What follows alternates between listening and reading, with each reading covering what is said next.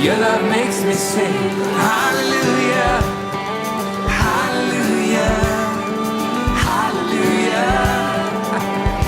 Your love makes me sing hallelujah, oh, hallelujah, hallelujah. Your love makes me sing. Your love is amazing, steady and unchanging. Your love is a mountain beneath my feet. Your love is mystery, you gently lift me when I am surrounded. Your love carries me. Hallelujah, hallelujah, hallelujah. Your love makes me sing hallelujah, hallelujah, hallelujah. Your love makes me sing. Your love is surprising, I can feel it rising. All the joy that's growing deep inside of me. Every time I see you, your goodness shines through. I can feel this God song rising up in me. Hey, hallelujah, hallelujah, hallelujah. Your love makes me sing hallelujah, hallelujah, hallelujah. Your love makes me sing. Your love is amazing, steady and unchanging. Your love is a mountain underneath my feet. Your love is a myth. Good morning. Today is July 16th, 2017, and tonight our young adults group is going to have a game night with a bonfire over at Sean and Abby's house. This is going to start at 6:30, and all you need to do is RSVP on Facebook, bring your own meat, and bring a dish to pass, as we're going to have supper there as well. It'll be a lot of fun, and you're welcome to join us. This Friday, our high school kids are going to Rocky Mountain High, and they're going to be leaving at 8 a.m. We'll have a send-off here at the church. So make sure you say an extra prayer for Katie as she gets to spend a whole week with Tanner. Faith and Family Night at the Sioux Falls Canaries will be Friday, July 28th. Sign up before next Sunday with a cost of $8. You can sign up at the opportunity table in the front foyer or sign up on the events tab on our FRC website. On Monday, August 14th, we're going to help repaint the center of Oak walls. We have two different groups that are going to be doing it, one starting at 8 a.m. and the other at 6 p.m. Sign up like usual in the front foyer, on the opportunity table, or you can sign up online on FRC's website under Serve. Well, that's it for our news today. I'm Luke Lowe, and this is Parker Lowe. And remember, on Sunday mornings, the place to be is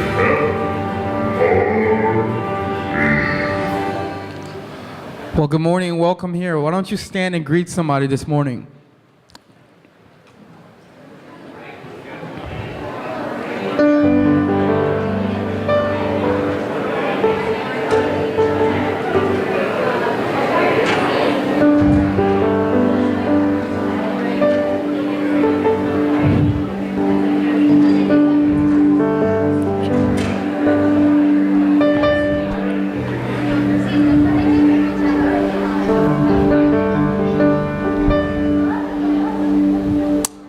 Would you pray with me before we get started this morning? God, we thank you for your love. We thank you for your grace. We thank you for your mercy. Lord, we thank you for another opportunity we have to be in your service.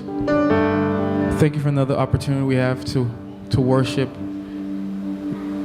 Worship a God who is worthy of all the praises and all the glory. And we ask that you come and dwell among us in this place and fill our hearts with your presence.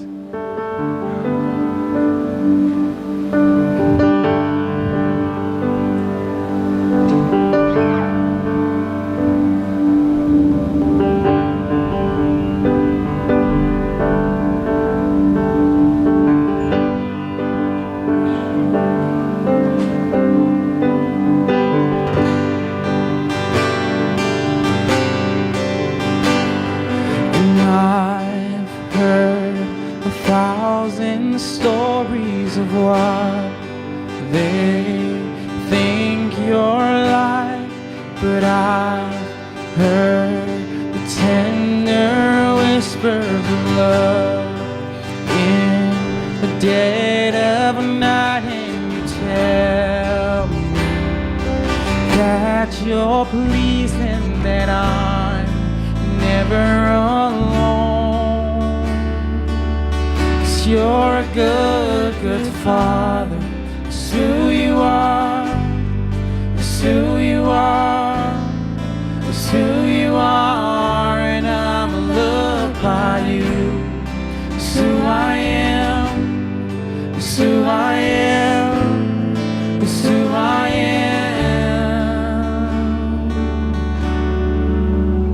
Oh, when I've seen many searching for answers far and wide, but I know we're all searching for answers. Only you provide, 'cause you know just what we need before we can say a word. 'Cause you're a good, good father. It's who you are. It's who you are. It's who you are, and I'm loved by you. It's who I am. It's who I am. It's who I am. You're a good, good father. It's who you are. It's who you are. It's who you are, and I'm loved by you. It's who I am. It's who I am. It's who I am. Because you are perfect in all of your ways. You are perfect in all of your ways. God, you are perfect in all of your ways to us. You are perfect in all of your ways. You are perfect in all of your ways. God, you are perfect in all of your ways to us. Oh, this love so undeniable, I can hardly speak. Peace so unexplainable, I can hardly think as you call me. Deeper still as you call me. Deeper still as you call me. Deeper still into love, love. You're a good, good father. It's who you are. It's who you are. It's who you are, and I'm loved by you. It's who I am. It's who I am.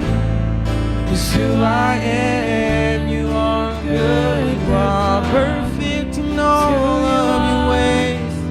It's who you are. It's who you are, and I'm God, you are perfect in all of your ways. It's who I am. It's who I am. 'Cause you're a good, good father. It's who you are. It's who you are. It's who you are, and I'm loved by you. It's who I am. It's who I am. It's who I am.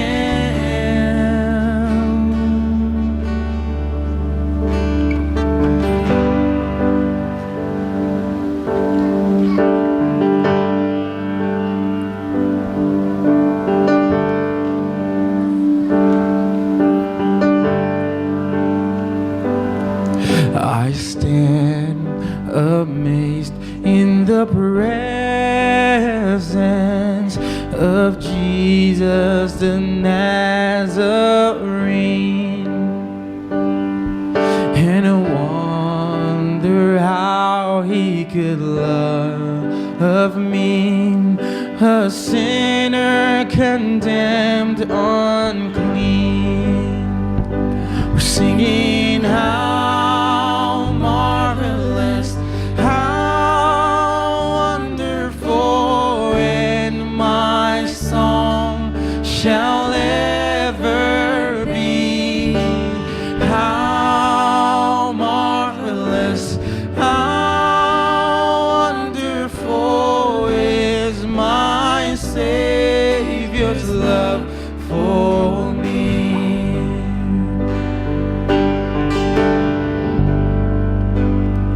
He took my sins and my sorrows, he made them his very own.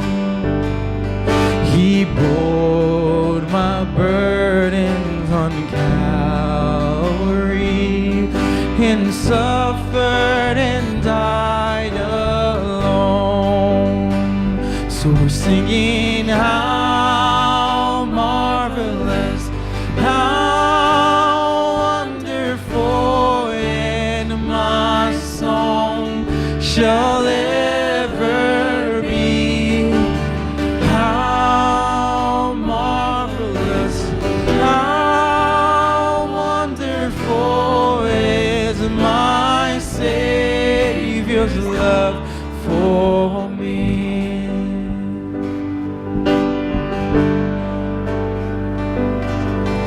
And with the ransoming glory, his face I at last shall see. It will be my joy through the ages to sing of his love for me. So how marvelous, how wonderful, and my song shall ever be.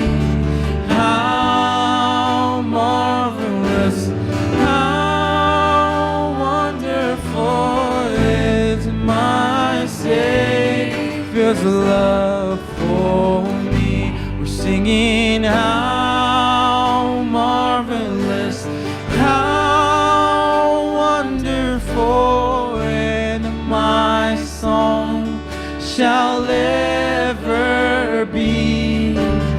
How marvelous, how wonderful is my Savior's love for me.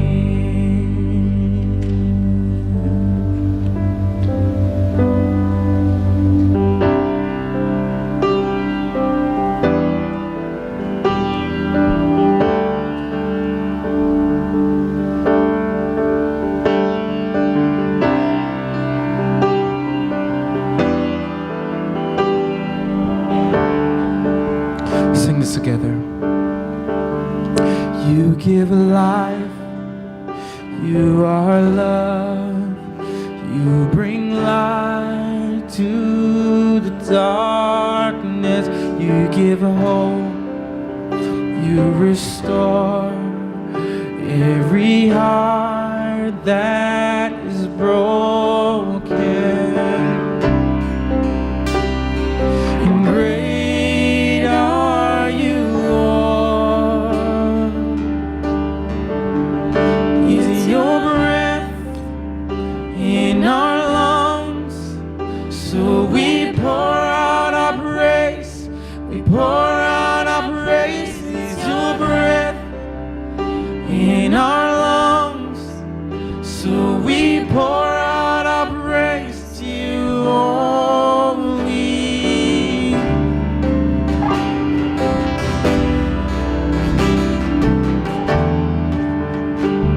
You give life. You give life. You are love. You bring light to the darkness. You give hope.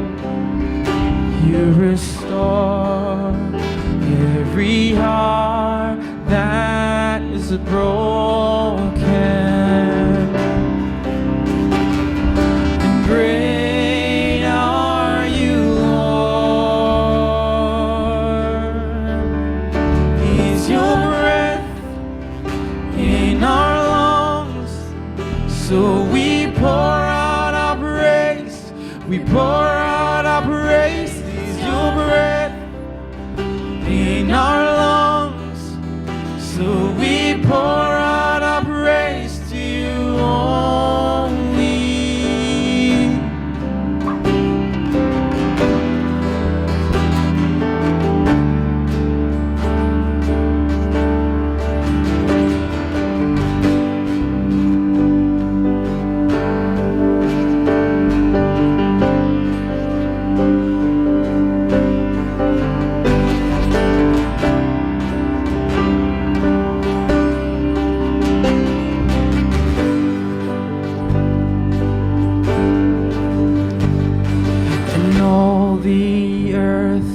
Shout your praise, our hearts will cry, these bones will sing. Great are you, Lord. And all the earth will shout your praise, our hearts will cry, these bones will sing. Great are you, Lord. And all the earth will shout your praise. Our hearts will cry, these bones will sing. Great are you, Lord.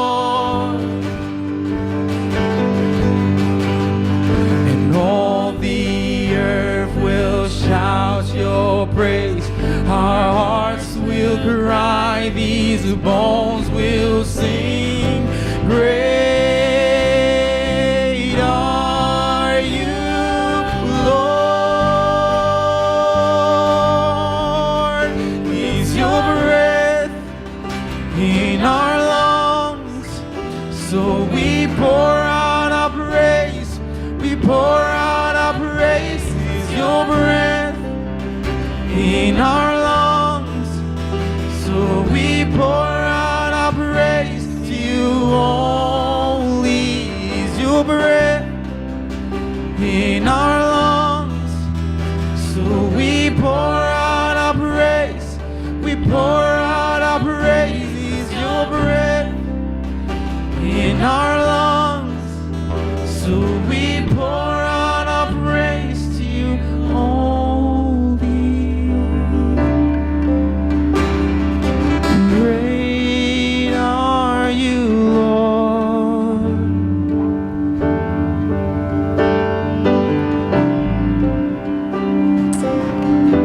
Be seated.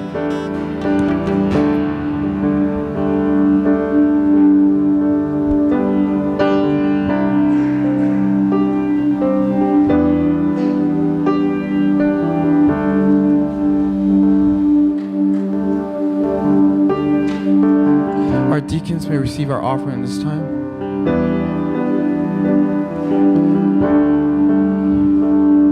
The kids may be dismissed.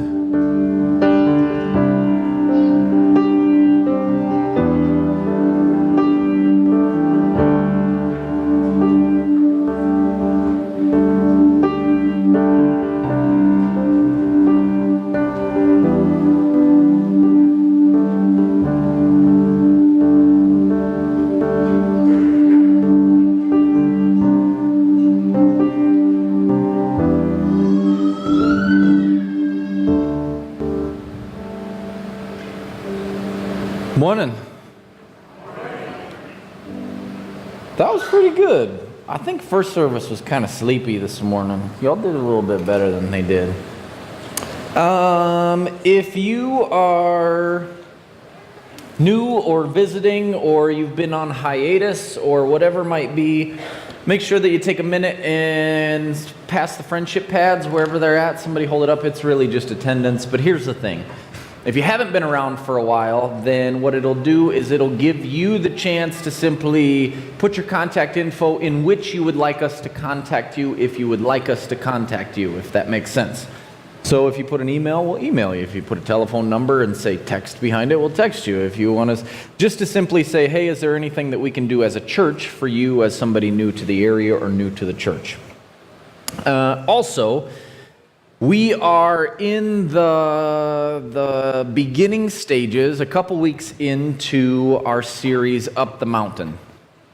And this series is, Holly, I have to move this cord because I'm probably going to walk over it and trip. I know I will. I'll just set it on the ground. We are going through the 10 Commandments. And so last week, Steve did Commandment 1, Commandment 2, because they kind of go together, and we're looking at Exodus 20. And the week before that, for Throwback Sunday, if any of you came for Throwbacks, raise your hand if you were here for Throwback Sunday. Okay, so 10 of you. It was probably more like 25 of you out of everybody. Throwback Sunday, we all dressed up in really old clothes and sang old songs, and I even wore like the collar and the big robe and everything so that we got into it. Throwback Sunday, we talked about Exodus 19, that the preparation for Moses to go up the mountain received the 10 words, the 10 sayings, what we call the 10 Commandments. So this morning, we're looking at Commandment 3. Before we get into it, I'm going to pray, and after I pray, I'll tell you a little story and maybe even have a question for you. I'm going to pray, and then I'll read from Exodus 20. And then I have a question that y'all can answer. And because y'all are a little more lively this morning, words. These words that Moses wrote down thousands of years ago, that they would become life itself for us. That we would hear them and understand, that we would hear them and they would be more than words on a page or words that go past our ears, but they would be something that truly brings life to us. Father, I pray that your voice would fall this morning from the heavens like a rain. That rain would trickle into our ears and down our spine and into our hearts, so that the very beating of our life would be in sync with you. That your voice and your words would be the thing that transform us from the inside out. So that here in this place, on this day, on this morning, something would happen. So Spirit, come. Amen. I want to take a time out, and you have hands and they can go like this sometimes. There is a man back there that has glasses on and he's hiding. His name is Steve, and he has never, ever, ever ran slides before this morning. So clap your hands together for Steve. He usually comes up here to talk about going down to Mexico and to build houses for people, but today it was, hey, do you want to do the slides? So even with training of about 10 minutes in the morning, it can be done, as long as you have a little bit of intelligence and you know how to use your telephone. So Steve's doing slides, and I'll preface this morning's message that sometimes I preach in a very story style. Sometimes it's illustrative with stuff that you do and see, and sometimes it's very what you would call didactic, very learning based. So if you were a person here this morning that you go, oh, you made my brain hurt, we're going to do a lot of brain hurting this morning, okay? So we're going to dig into a bunch of Hebrew words and meanings and all sorts of things. So make sure that you go, let's do this. Even if it's just mentally. I mean, you don't actually have to do that because nobody did it at all. Okay, I'm going to look at Exodus 20. Exodus 20, verse 7, and I have it in two versions here because one is the modern NIV and one is what is the English Standard Version, which usually retains more of the older language that seems to ring true for most of us when we think of the 10 Commandments. So, from the NIV, you shall not misuse the name of the Lord your God, For the Lord will not hold anyone guiltless who misuses his name. Or, for those of you that think that that doesn't sound quite like you've heard it before, from the other version, you shall not take the name of the Lord your God in vain. For the Lord will not hold him guiltless who takes his name in vain. So here's what I want you to do, and you got a few seconds. I'm going to give you about 30 seconds to lean over to your neighbor, the person around you, and simply say, when I say, don't take the Lord's name in vain, what does that mean to you? And if you immediately go, I'm not sure, then how were you parented, or how do you parent, don't take the Lord's name in vain? And that will tell you what you really think. Okay, you got 28 seconds. Ready, set, go.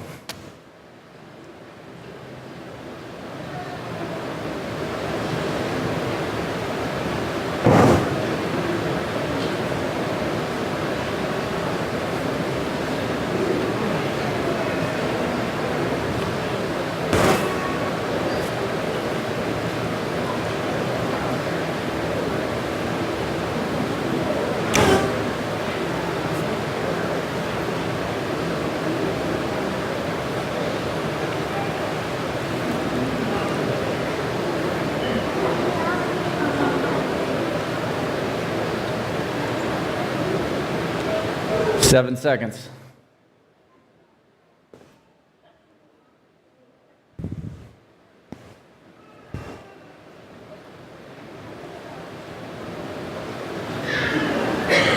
Everybody good?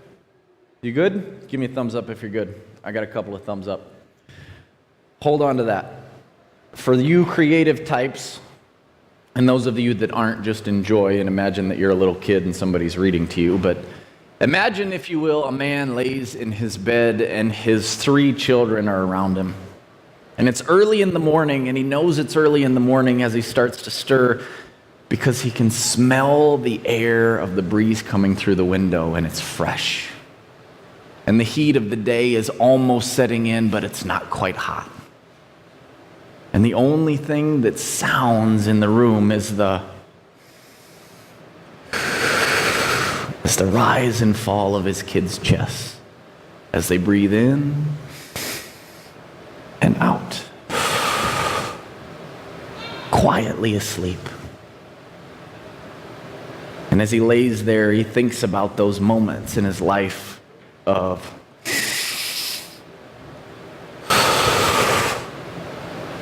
he remembers that day in the marketplace as he was walking through, and it was as if the breath was gone, and he saw her. The one that would be his. He remembers the moment that they became husband and wife. That amidst the tears of joy and the love, there was that moment where he didn't even know if he could get the breath out. He remembers the very first moment he saw his first son. As they waited with anticipation for that and the cry that is more joyful than sadness.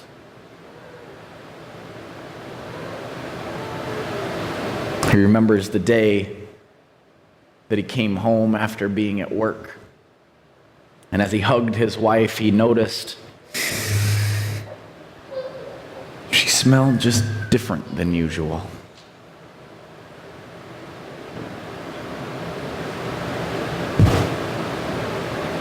He remembers the day that the words wouldn't come out when his youngest said, "Dad, is Mom coming back?" And nothing came.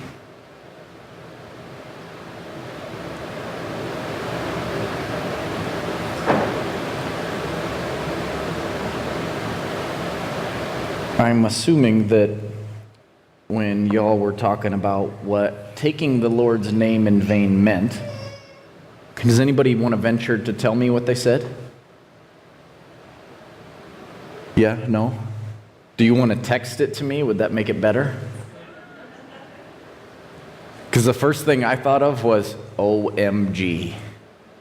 And then you think, does that change whether it's okay or not? Oh, geez. Does that change the difference in connotation? Or, oh my goodness. I had a friend growing up, actually, I was older, so when he was growing up, I should tell it properly. And his dad was working on the cultivator one day, and he was a farmer and doing his thing, and he goes, sardines! Okay. But in their household, sardines was like the worst of all possible swear words without saying a swear word.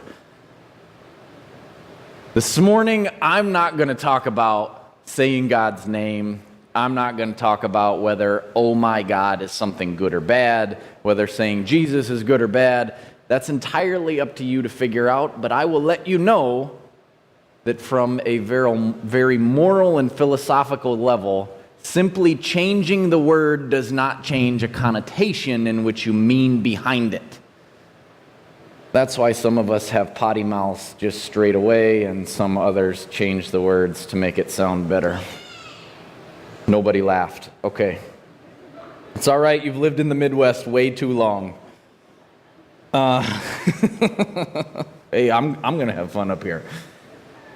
So we're looking at Exodus 20 and the Lord's name in vain, and do not misuse the Lord's name. And the question is, okay, so what? We grasp the do not say these words sort of concept. Don't say God's name or evoke God's name in a way that doesn't seem worthy of it, that doesn't give honor to it, which is completely true. But there has to be something more than just don't say something, right? That doesn't seem like a good way to say, I'm the Lord your God, love me, and have no other idols, and by the way, only say my name when it's appropriate. And that seems like an awkward transition into commandments 4 through 10, which are really things that we should do or not do. And Jesus elaborates on those in other places in the Gospels that we'll get into in the coming weeks. But I think rather that this week, Commandment 3 sets us up for every other commandment that follows. And the reason that it does is because it's so specific, but something that we wouldn't even understand unless we knew Hebrew. So make sure your thinking cap is on, and we're going to dig in here. And I'm going to go to Exodus 3. So Steve, you can go to the next slide. And here I'm going to read Exodus 3, and this is not that one, the one right before it. So slide 4, there we go. And this is the account of where Moses is in the desert. Remember, if you were here for Throwback Sunday, they come out of the wilderness. The Egyptians are behind them, and the promised land is to the north, and Moses takes them as far south as possible because Exodus 3. This is where he has an interaction with the Lord. He is tending the flocks down there, and he's walking along one day, and suddenly there's a bush on fire, which, you know, for most of us would be like, oh, there's a fire.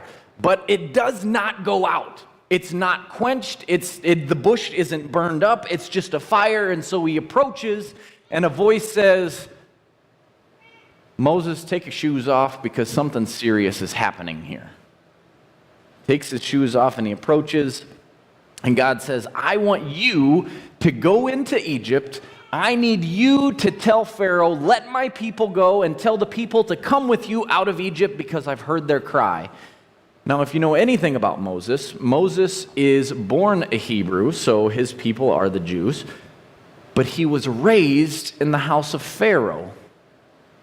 So now if you go back after being raised in the house of Pharaoh to tell Pharaoh, all those people that I represent now, you should let them go. We're talking millions of people. That's not going to go over well. And if the Jewish people there come to him and say, Moses, dude, you raised in the palace. Why would we listen to you? Hence, 3:13. So Moses said to God, suppose I go to the Israelites and say to them, the God of your fathers has sent me to you.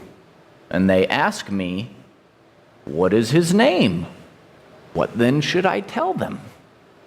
Very logical question, Moses. Great job. So God says to Moses, I am who I am.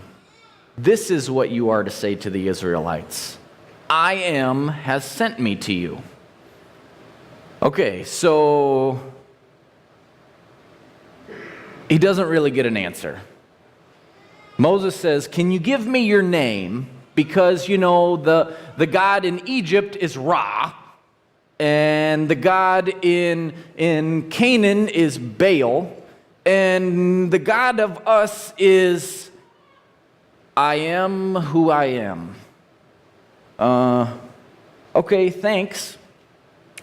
So here, if we look at this a minute, and for those of you that don't know Hebrew, which is 98% of you, because 2 of us in the room do, from the top right, you go left. And underneath it, I wrote the word as it would kind of sound to us today. Achaya, asher, achaya. I am who I am. Or the middle word really could be who, what, which. It's a relative pronoun, that.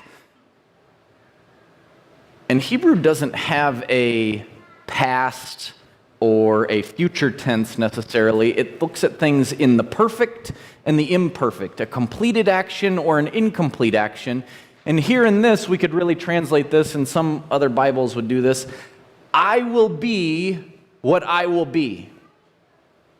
Or, I am what I will be, connotating that there's this long-going section here. You're getting... Steve, come on now, dude. You got to slow down for me a second. Go back one more. So if we look at the I am sections, forget about the who in the middle. We'll talk about that some other day. But the I ams, if you look at the words on the right and on the left, on the very top, the only thing there that we're going to focus on in the next slide is the root word. Root word. Now, when I say root, that means that in Hebrew, if you see the one that looks like an X, that really just tells us it's a first person, I. And there's no vowels pointed on this one. So if you go to the next one, Steve, God says, I be who I be. The word is hayah. And I remember this because kung fu movies, you just have weird things that, and I'll tell you why I remember it that way in the very end of the sermon. I can't spoil it yet, but hayah, to be. God says that my name is being. I be who I be. And now you're going, okay, fair enough. What does that really mean for us? So where are we going with that? Let's move on a second. In verse 15, he begins to tell them more, or he begins to tell Moses more. And so in verse 15, we hear God say, and God also said to Moses, say to the Israelites, the Lord, and I'll pause for a second. If you ever look in your Bibles and you're flipping through or you're flicking through with your finger, whenever it says the Lord and it's all capital letters, have you ever noticed this? Raise your hand if you notice this. The capital letters is the proper name of God, but you don't say it. And honestly, the pronunciation has been lost for thousands of years because only a select few were allowed to say it. So when it says the Lord, that's his name. And we'll look at that in a second. But so God says to Moses, say to the Israelites, the Lord, his name, the God of your fathers, the God of Abraham, the God of Isaac, the God of Jacob, has sent me to you. This is my name forever. The name you shall call me from generation to generation. So he first says, okay, my name is IB. I am. And then here he gives him the proper name. Go ahead, Steve. That's what it looks like. I would say what it is, but I don't know. There's no way to say it. Even when you would read the Hebrew scriptures, you wouldn't even touch it with your finger. You would use a little pointer. And now, you may be thinking, oh, I know that word. We sing it in songs. Yahweh and Jehovah and all of those things. Where we get that is they take this, and I'm going to go from the right-hand side. It'd be like YHWH. Yod, He, Vav, He. And then they take the vowels of the word Lord, or the vowels of the word God, and put it underneath. So that even if you accidentally read it out loud, you wouldn't be speaking the name of the Lord because your lips can't even say it. Now, the irony in this is each of these letters within the Hebrew alphabet, they can be consonants or vowels. Does everybody follow me what I'm saying here? Do you know what a vowel is? Raise your hand if you know what a vowel is. A, E, I, O, U. Sometimes, why? Sometimes, okay, you following me? Have you ever been able to say a word that has all consonants in it? Have you ever been able to say a word that has just all vowels in it? Okay, that's something to note. Steve, you can go to the next slide. This is the root of the word that God gives to Moses. It looks very similar. Go back to the other one, Steve. Not that one. Right there. Okay, so look at it closely and just flip back and forth, maybe twice.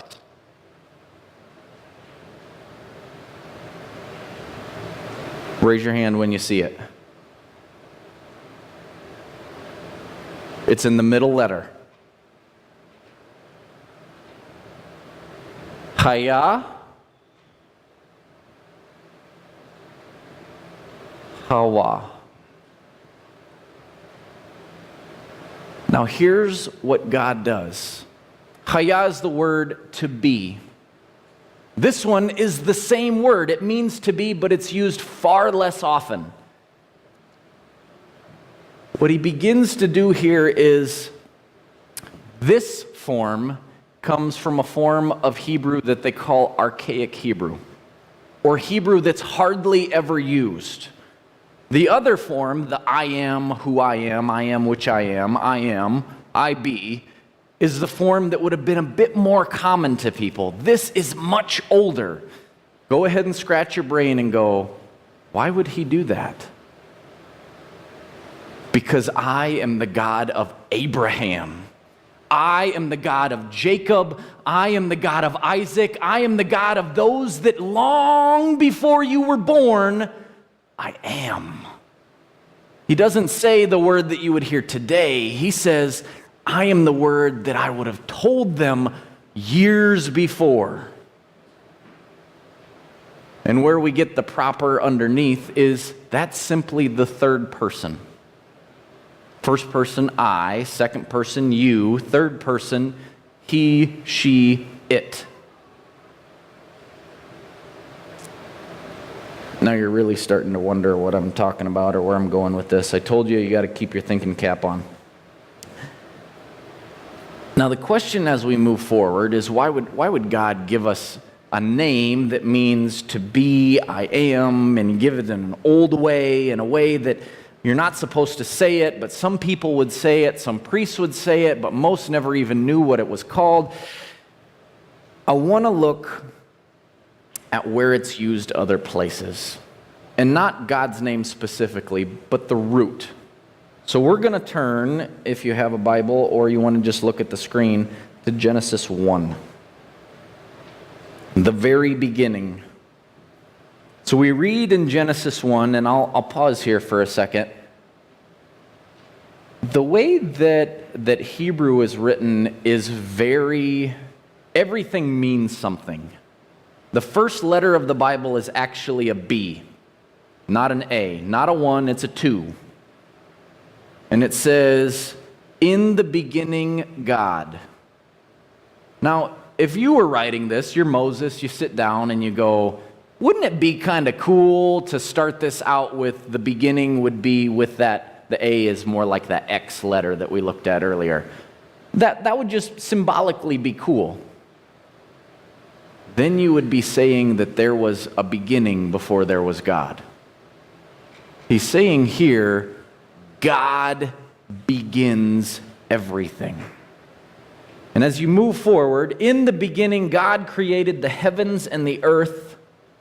Now the earth was formless and empty. Darkness was over the surface of the deep, and the Spirit of God was hovering over the waters. And God said, let there be light. And there was light. And God said, let there be, and there was. If we go back, and you were to read this in the original, it would say, verse 2 says, now the earth. Earth. Be. Earth. Hayah. Earth. Be. Lights. Be. Sky. Be. Ground. Be. Water. Be. I am. To be. The very existence that brings everything into existence gives of himself. The dirt that you walk upon is holy. The water that you swim in when you have fun at the lake is holy, because at its very essence, it would never have come around without be.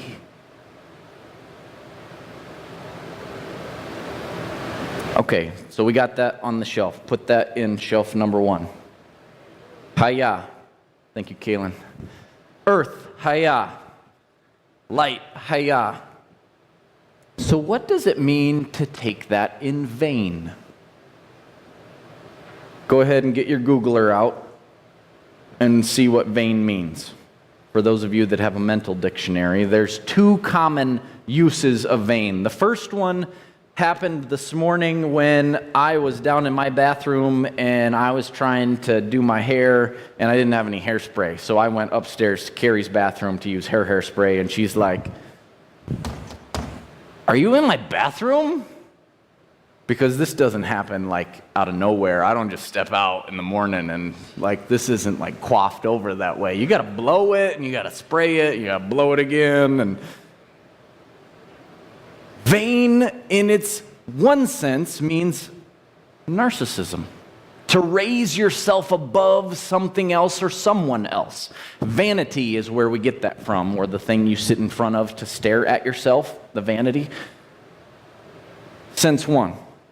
Does anybody know what the second one is? Did anybody Google it? Nobody Googled? What do we got? Useless, producing no result. The underlying tone there is emptiness. Emptiness.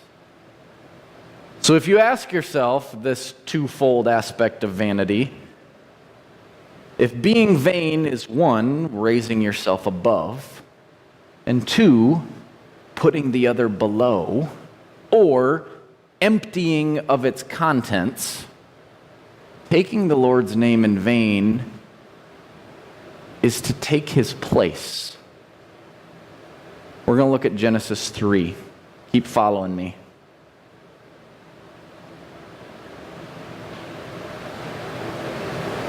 Now the woman said to the serpent, "We may eat fruit from the trees in the garden, but God did say, you must not eat fruit from the tree that is in the middle of the garden, and you must not touch it, or you will die."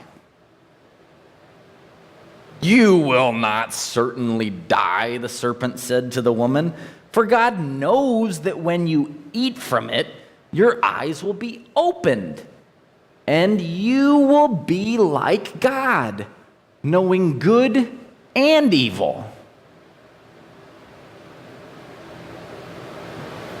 For God knows that when you eat from it, your eyes will be opened, and you, Hayah, God, you will be.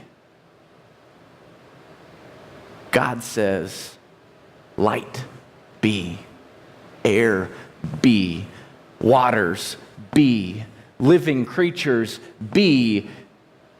And we stand in the way and say, I am. I mean, literally last week, Steve's sermon was, God created you in his image. Thank you for returning the favor. Some of you didn't get that. God creates you in his image, and you turn around and say, I would like to create you in an image too. And so every Sunday, we are the most segregated people in the world because every church has the right way, every service has the right way, every song is either right or wrong, every style is right or wrong. We find our ways of coming back before the Lord and saying, I am. Now, back to our man in the story. He remembers the day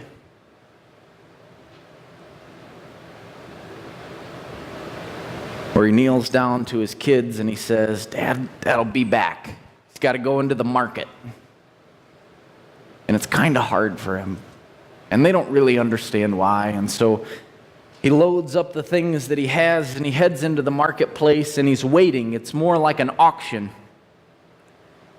And as he stands there, he can hardly catch his breath because he's nervous and somewhat anxious and maybe a little bit angry. And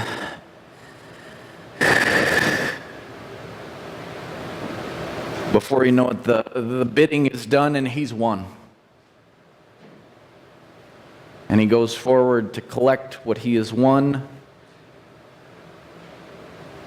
And as they make their way home, the kids come running out and say, Mom, you're back.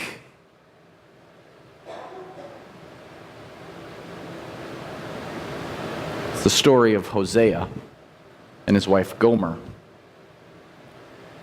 First 3 chapters of Hosea are very powerful if you take a chance to read them. I actually read them last night while me and Carrie watched The Bachelorette. Yes, there's an irony there. It was either that or The Handmaid's Tale, and we weren't really sure which one would fit. Hosea is in the place where he's serving the Lord, and the Lord says, go and take a wife, and she will not be faithful to you.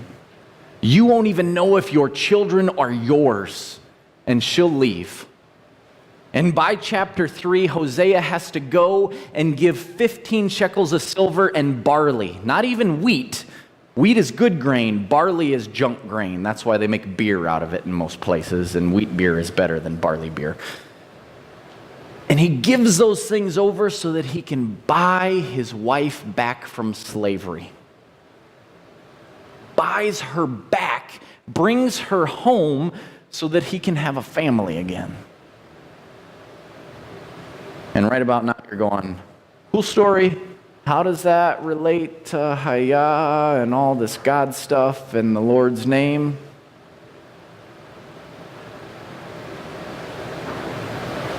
Those letters that I told you that are both consonants and vowels, if you were to actually breathe them out, all it sounds like is air. That one of the old midrash that came out from the rabbis of old said that there is an element here that even uttering the name is impossible because all it sounds like is Yod, Hey, Ah. The thing that brings life into the world is the breath of the Lord. The voice of the Lord that resounds over the deep and separates the waters. The thing that takes Adamah, dirt, and breathes life into it to get Adam.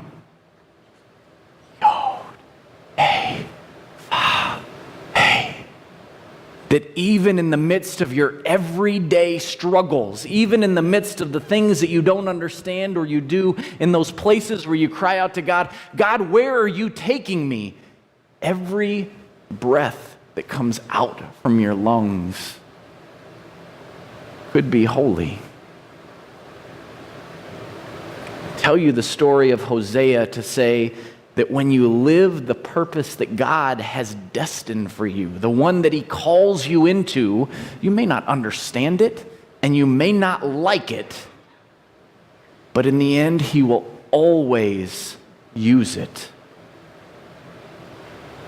If you think about how many breaths you take in a day, how many struggles you face, how many temptations you overcome, sometimes the thing that you forget is there is someone that gave you that life. That life comes from within, and that with every single breath, holiness dwells. So for you to take the Lord's name in vain is for you to simply decide that you're going to do whatever you want with your life. To be devoid of meaning. To say, God, I don't know what you want from me, but I'm going to do whatever I want anyway. Or to say, God, I don't know what you want from me, so I'm not going to do anything.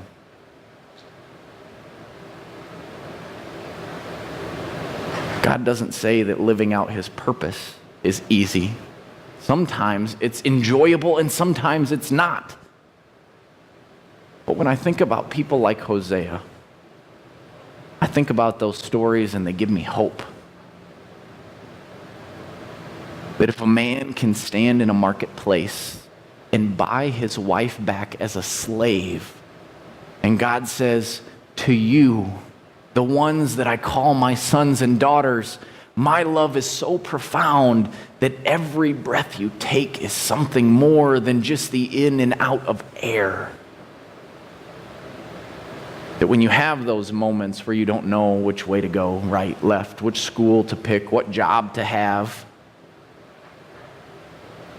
that sometimes your purpose is more than those choices. Sometimes your purpose is that place where that every breath that comes out is something that is intentional, something that brings forth the name of the Lord in every place that you are. Let's pray.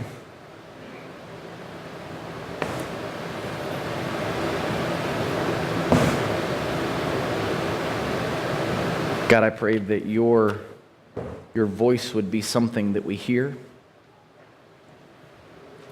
and that the things that resound inside of us would be something more than lungs filling with air and capillaries and blood and oxidation, but eventually we would find that place where your voice, your name is something that gives us life. That when you say to us, be, we realize that that's in every single moment of the day.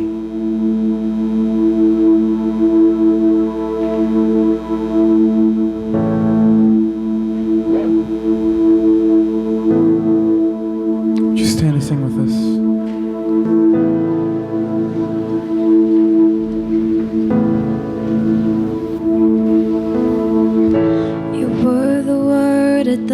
Beginning, one with God the Lord Most High. You hid in glory in creation, now revealed in you are Christ. What a beautiful name it is. What a beautiful name it is. The name of Jesus Christ, my King. What a beautiful name it is. Nothing compares to this. What a beautiful name it is. The name of Jesus. You didn't want heaven without us. So Jesus, you brought heaven down. My sin was great, your love was greater. What could separate us now? What a wonderful name it is. What a wonderful name it is. The name of Jesus Christ, my King. What a wonderful name it is. Nothing compares to this. What a wonderful name it is. The name of Jesus. What a wonderful name it is. The name of Jesus.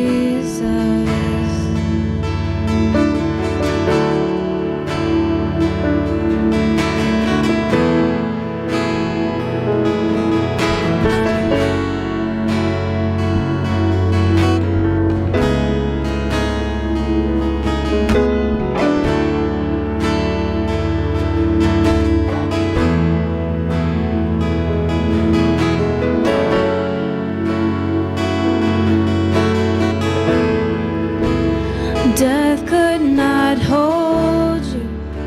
The veil tore before you.